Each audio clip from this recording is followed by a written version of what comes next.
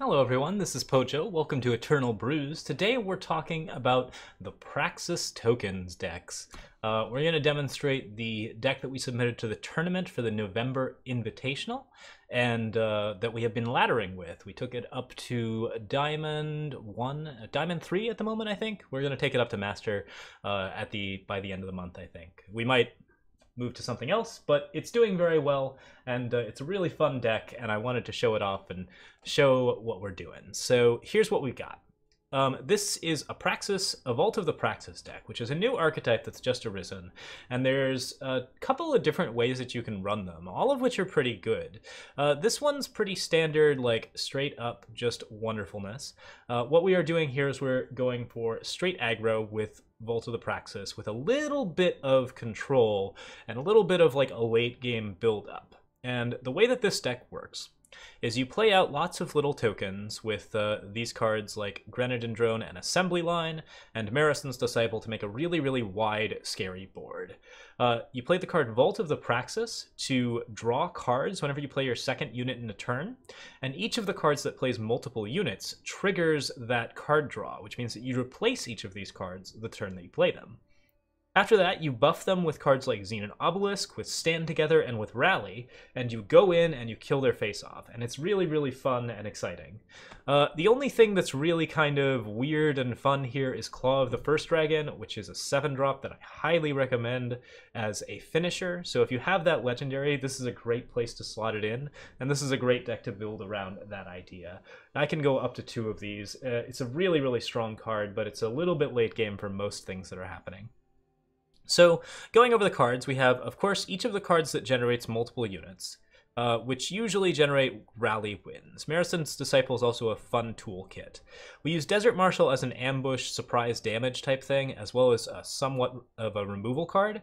We use very little removal of our own, since we're trying to fill up the board as much as possible, as opposed to dealing with what's on the board. We're just going to overrun our opponent. Initiative of the Sands helps us hit Assembly Line on 3 and also Amber Acolyte or maybe even a Stand Together. That's pretty rare.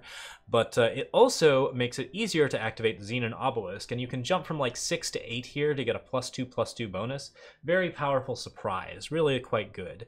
Talir's Favorite and Amber Acolyte fix the power and make sure that you have enough of it. We don't run Seek Power in this deck. Again, we're just trying to fill the board and aggro as fast as possible.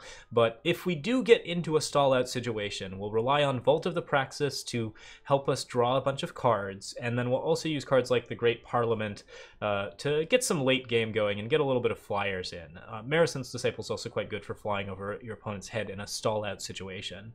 Your opponent's going to be really loath to attack you when you have a lot of units down, which makes the lack of removal quite effective. And yeah, that's pretty much all there is to it. The deck is very self-explanatory. We're going to play a game or two with it just to show it off, and then we will talk about a couple of variants. So I will see you guys there. All right, 1 second. All right, we have Makia here. Seed of Glory into Time is okay. The fact that the hand has both Vault of the Praxis and Xenan Obelisk in it makes it a pretty strong indicator that we should keep it. We don't have early tokens here, so we're going to be playing kind of a later game token build, but we'll see exactly how that works. Desert Marshal's strong. I really like having this torch, and it looks like we're playing against a Felm deck, which is okay. Like, if Felm decks can be very, very scary because of Lightning Storm and Plague, but most of them don't run Plague, and Lightning Storm is usually not a full 4 of anymore. So there are ways in which this could turn out for us. On the other hand, we do have to draw our third power here. If we don't draw our third power, we're in a mess of trouble. Okay, Seed of Progress is our third power, and that does set us up to Temple Scribe. So we're not missing any drops here. If I hit my 4th drop, I'm going to be really, really happy. If I don't, then this gets a little bit scary. A very premature Plague. I'm curious as to what the reasoning behind that was. Let's go ahead and grab our second Fire Sigil, which we need for Claw of the First Dragon. And then we'll be able to Xenan Obelisk on the next turn. We want to get the Xenan Obelisk as soon as possible so that we're not as vulnerable to cards like Lightning Storm and Plague. Alright, Xenan Obelisk is right. Vault of the Praxis would also have been an okay play. Like, there's always a chance that I draw Assembly Line next turn, and I'm sad because I have to play Vault of the Praxis, but I think I'm okay. Now that we have what we need here, we can do some cool stuff. We can torch that or rally it. Neither one seems particularly appealing at this stage in the game. Desert Marshal is also a strong answer to Feln Bloodcaster, but it depends on what we're seeing. I'm a little worried about Black Sky Harbinger, so I'm going to stay put for the moment. Alright, we got our 7th power, so we're building up to that 8th power, and we're building up to some actual Praxis pulls. Oh. Okay. This doesn't hurt us completely. It's actually not the end of the world for us. I'm going to Desert Marshal here. Start my turn. Okay, and this looks like a pretty strong hand. I wish I'd gotten the 8th power here for the Great Parliament, but we'll live. Okay, so I rally here for the most damage. Yes, rally here gets the most damage.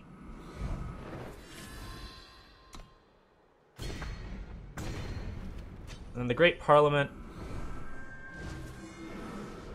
draws us a 5/5 owl, which is going to be a 6/6 owl. I've still got a 3/2 here.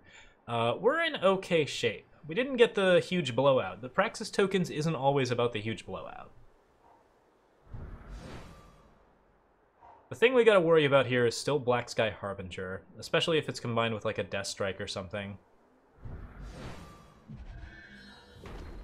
Feeding Time puts us on the defensive, to be sure. Grenadin Drone's a card that we really want to see, because I get to play it, then I get to draw a card, and the card is, of course, the 8th power, which allows us to activate Xenan Obelisk and get crazy. Now we're sitting on 2 3/3s and a 4/3. Azindel's Gift really doesn't impact us all that much, which is one of the nice things about this deck.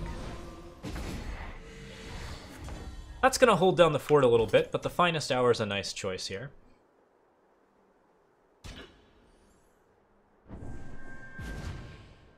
We get to knock out Black Sky Harbinger, and we keep our board intact. He gains, you know, like 4 health plus 3, so he's stabilized for like 2 turns. But depending on what his next couple of cards are, and it looks like what he's got left is single target removal. Along with a Feln Bloodcaster, which is certainly a scary card. The top deck extra power is really nice. We're still pushing for damage pretty hard. Diplomatic Seal here is fine. Don't have any particular use for that much power, but we'll live. Alright, Feln Bloodcaster means he doesn't have anything to play, which is good. But there are ways that this could be bad for us. If he gets a Plague, then he's no longer vulnerable to Feln Bloodcaster, which is always upsetting.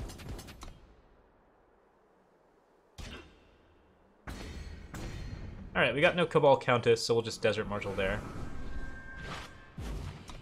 And we're really close to a victory. This is going to be a narrow one. If he stabilizes at any point, it could be tough for us. I mean, his stabilization is still Black Sky Harbinger, and we've already knocked one of those out. Alright, so now I've got another batch of dudes to attack with.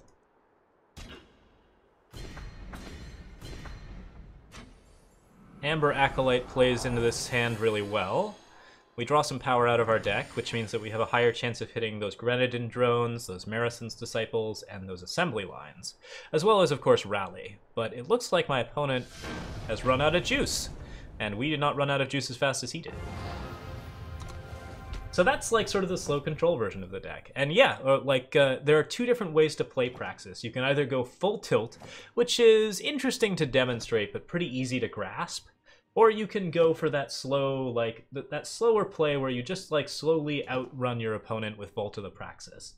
And, yeah, it's a really, really strong play. There's a reason why we run just 2 of the Vault of the Praxis, because we are the more aggro-oriented deal. But because we got Vault of the Praxis there, we managed to outpace the control deck.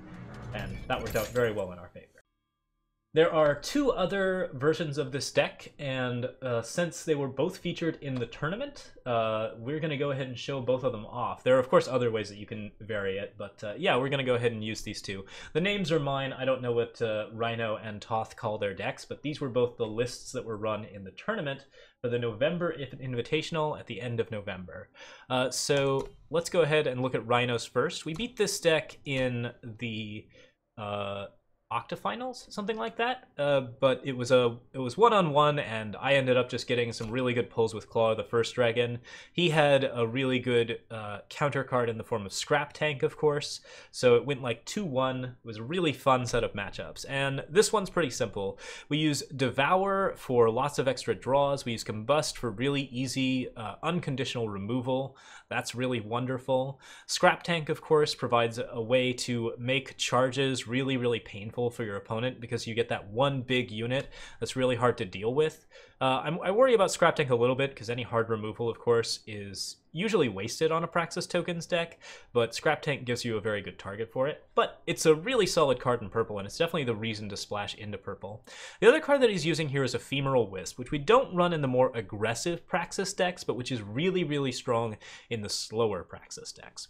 Now, not only does this card stall out the board, which is, you know, usually it's just major thing. It's not a very powerful card in that respect. But it also is Played from the Void, which does count towards Vault of the Praxis. So if you play a power, Ephemeral Wisp comes back, and then you play any one unit, then Vault of the Praxis triggers. This actually can really make it hard for your opponent to attack into you because he doesn't want to trigger Wisp. But yeah, like, it's also just a really strong card draw engine. As I said, it's very heavy on Vault of the Praxis. This is the more control, slower version.